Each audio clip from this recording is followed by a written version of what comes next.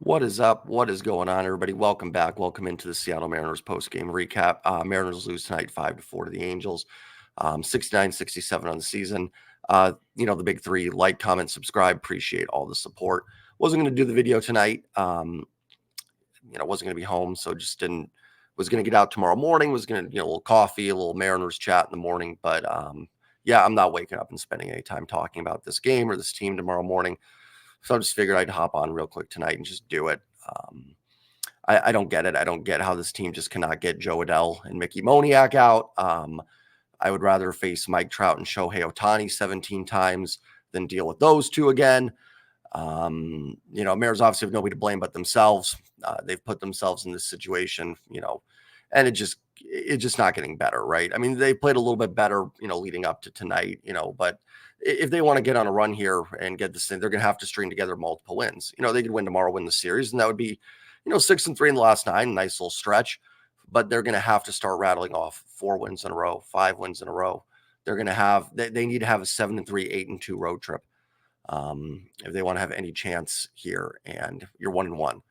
It certainly doesn't mean that can't happen, but and not just losing this game, but you were up 4-1, 12 outs away from a win tonight against a team that's not good. I'm not trying to be, I always say this because I know fans from every team watch. I'm not trying to insult other teams at all. It's not what I come here to do, but it's not a good Angels team. And I'd say the Mariners were 52-80. I'd say the Mariners are not a good team. Team should be beating them. And it's been all season. What are they now? 2-13, the last 15 against the Tigers and Angels. Tigers have actually bounced back, got it, I think, close to 500, but it's not acceptable. And I mean, there you go. There's your missed season right there. There it is in a nutshell.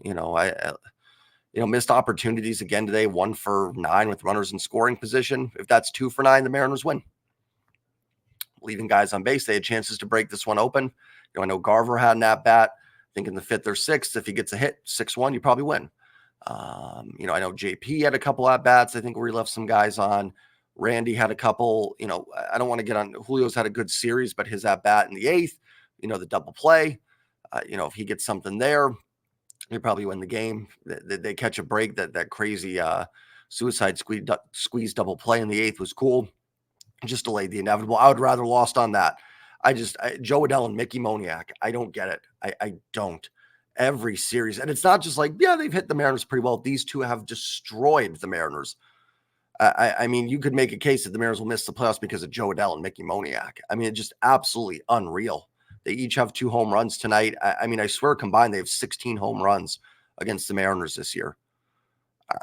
Just so frustrating. And listen, they're doing their jobs, right? That's what they're paid to do, is to win these games. So I'm not trying to, get anything there, but just super frustrating. I'm not going to break down the game. It's just football in 7 days. The Mariners they're not making up enough ground. They're now 5 back in the division. They're 4.5 back in the wild card of Minnesota, 5.5 behind Kansas City. You're down to 25 games. You were 12 outs away from a win here against a team that's not good. You've got to finish that one. Listen, I'll always hold out hope. I always will. Maybe they win the next 10. Cool. That'd be awesome. But I don't know, right? Like, that hasn't happened. I can't just sit there and go, well, there's time. There's 25 games. That's not a lot of time. You could play really good ball and just not catch these teams. Even look at right now. The Mariners are what?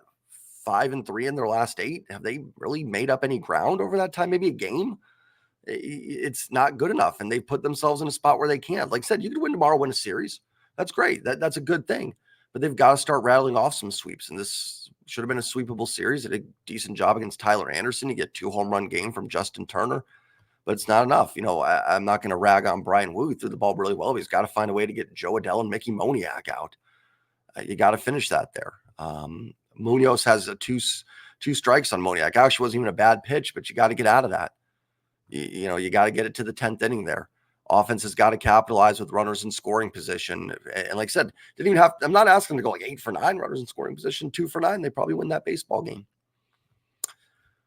I'm at a loss. I really am. It's down to crunch time, and I'm frustrated with the team. And I don't feel like waking up in the morning and having like a 20-minute breakdown of this game. There's some games where I want to dive into it and praise some performances. This is not one of them, because this was an extremely winnable game that they threw away. Or, I mean, the Angels won it. I'm not saying the Mariners, it wasn't errors all over the place, but like 12 outs away against the Angels, 3-run lead. You got to finish that off. Got to. And it would have been a nice win because you would have been 3.5 back of Minnesota. Even with Houston winning, you still have been 4 back of them. And actually, you would have been getting closer to Kansas City in the wild card. Would have been a huge win. Would have been a huge win. Would have kind of had me feeling really good. I mean, the vibes would have been good. I'm like, hey, this team's 6-2 in their last 8 and just undone, right? It's amazing how that happens. But again, they've put themselves in this situation. They've put themselves here where they now have to sweep these series. There's no other option, and I had people tell me like, hey, like I said, like, hey, you can win the series tomorrow. That's great. And I hope they do, but they're not in position where just winning this series is going to cut it really. They have to rattle off wins. I'm repeating myself. I don't really have anything else. I'm going to get out of here. Yeah, I'm not waking my butt up at 6 a.m. to talk about this team. That's what's going to be my plan. I was going to get up, have my cup of coffee, and do a more in-depth recap. But screw it, I'm not doing that. I'm not even going to probably like monetize this video. I was going to have a cussing spree, but I don't want the channel taken down or anything like that. And I really try my best not to do that because my kids watch the videos, but they also hear me do it during the games anyways. Hey, Seahawks season is in 6 days, right? 7, no, 8. Yeah, 8 days. Excited, football starting up. Going to be a lot of fun. Some good college football today. Actually, some really bad games today. But Oregon, I mean, I'm not a UW fan, but for UW fans, Oregon barely beats Idaho. I know UW's playing right now against Weber State. My Sun Devils are looking good. They're crushing Wyoming, so that's really cool. I don't know all the play. Levette, the quarterback, I think we got from Michigan State, looking pretty good. So that's good. Notre Dame beats A&M. What else happened? Akron was beating Ohio State 3-0 at one point. I'm not talking about the Mariners. I can't do it. I'm enjoying the college football discussion more. Have a good night, everybody.